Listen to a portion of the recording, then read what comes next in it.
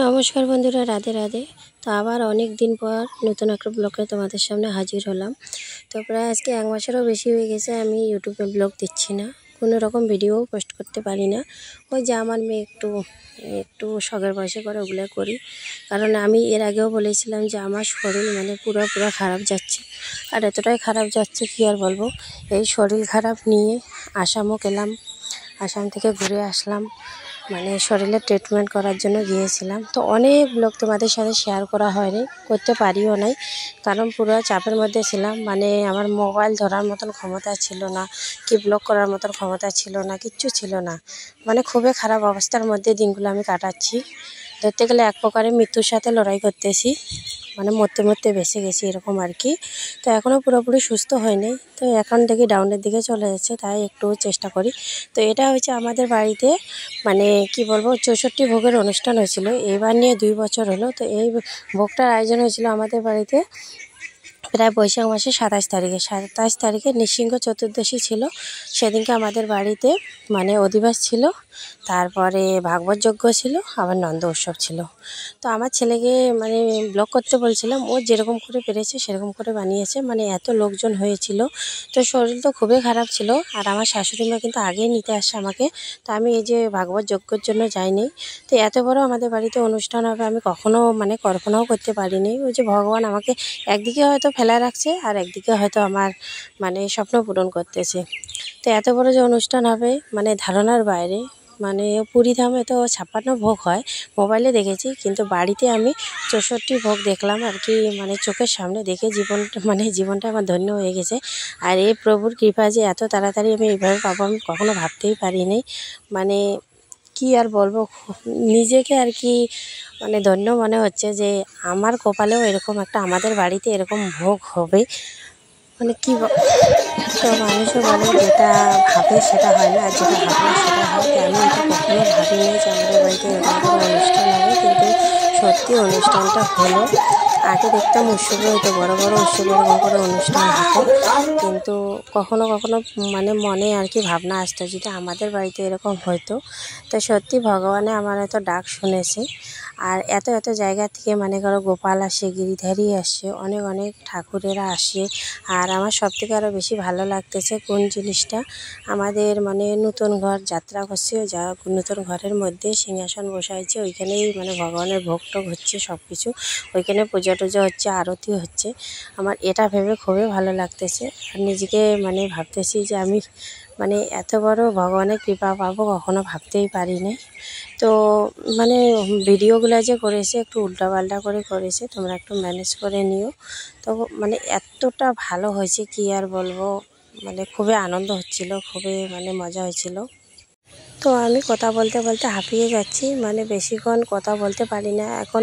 আমার গলার সাউন্ড কমে গেছে, বেশি জোরে আওয়াজ করতে পারি না, আর বেশি জোরে জোরে হাঁটতে পারি না।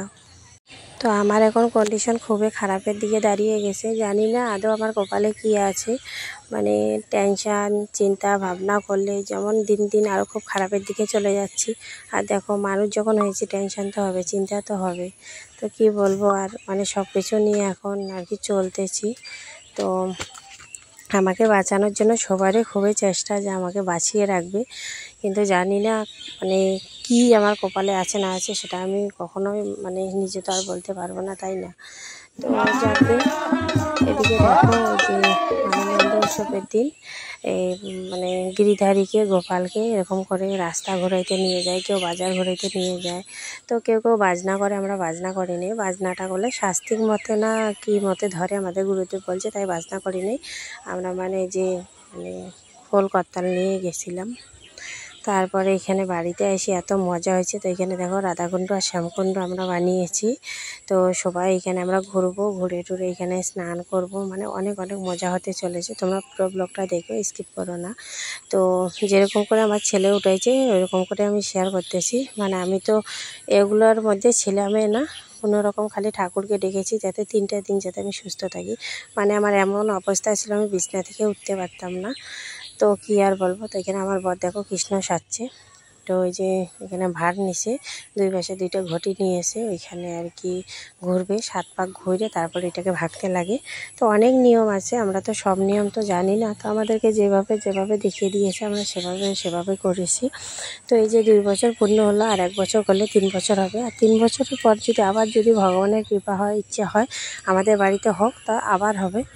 তো জানি না কতদিন আমি সুস্থ থাকবো, কতদিনে আমি ভালো হব, আমি নিজেও মানে ভাইবেও বলতে পারছি না। মানে হাঁটার মতনও ক্ষমতা নাই আমার, মানে হাত পাগুলো আমার যেমন শক্তি নেই, পুরো শরীর ফুলে গেছে, শরীরে জল চলে আসছে, মানে গা ঝিনঝিন করে, মাথা ঘুরায়, মানে কোথাও একটু যদি বসে থাকি হাতে পায়ে ঝিঝিল ধরে যায়, মানে কাঁপতে থাকি এরকম।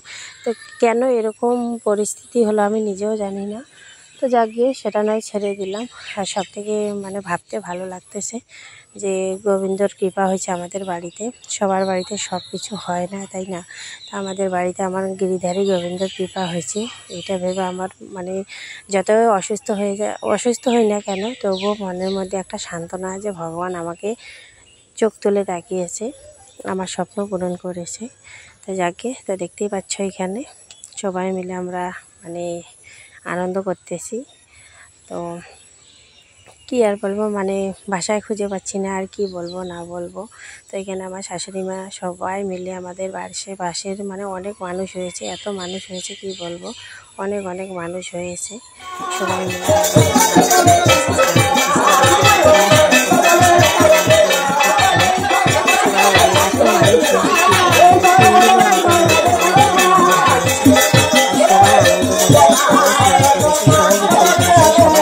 কান্না সব কিছু নিয়ে একাকার। তো খুবই ভালো লেগেছে। তো তোমরাও মজা নাও, তোমরাও অনুভব করো। তো সত্যি বলতে কি মানে কি আর বলবো, এখানে আমার মানে যাকে সবাই মিলে কাদা টাটা দিয়ে একবারে করতেছে আর কি, মানে মজা করতেছে ওর সাথে। মানে কথাই খুঁজে পাচ্ছি না আর কি বলবো না বলবো, মানে মাথার মধ্যে কি ঘুরে না ঘুরে আমি নিজেও বলতে পারি না। মানে কথাগুলো এখন আমার বাইরে হতে চায় না, কি বলবো কি না বলবো, যেমন দিশাহারা হয়ে গেছি। মানে দেখো ভিডিওটা পোস্ট করলে মানুষের তো কথার ইয়েতেই মজা, তাই না? আর আমি যেমন কথাই খুঁজে পাচ্ছি না। তা আমার যদি কোনো কারণে ভুল ত্রুটি হয়ে থাকে অপরাধ ক্ষমা করে দিও তোমরা সবাই। তো এখানে এই যে রাত্রিবেলা কীর্তন হচ্ছে, আমার একটু এডিট করতে উল্টো পাল্টা হয়ে গেছে, তো আমার মাথা এখন একটু খুব কম কাজ করে। আর এদিকে দেখো সবাই সবজি আমানি করার জন্য বসে গেছে। তো আকাশটাও খারাপ করতেছিল, মানে বৃষ্টি পড়াও শুরু হয়ে গেছিলো। আর এখানে যে কুঞ্জটা সাজিয়েছি, কুঞ্জটা সাজা সেরকম কিন্তু ভালো হয়নি, বাচ্চারা সাজিয়েছি, তবুও খুবই ভালো হচ্ছে। তো পাশে গিয়ে যদি ক্যামেরা করতে ভালো হতো, জুম করছে দূরের থেকে, ওর জন্য অত বেশি ভালো উঠতেছে না। তো এই দেখো পরের দিন চলে আসলো 64 ভোগের জন্য আয়োজন করতেছে এরা, মানে বৈষ্ণবেরা খুব সুন্দর করে ওরা সাজাচ্ছে। তো সবাই হাসতেছে, সবাই আনন্দ করতেছে, আমি ব্লগ করতেছি দেখে বলতেছে কয়েকগুলো তোমরা ছাড়বা আমাকে, হ্যাঁ। তো ওরাও ছাড়ে। তো দেখতে পাচ্ছ কত মাটির থালা, কত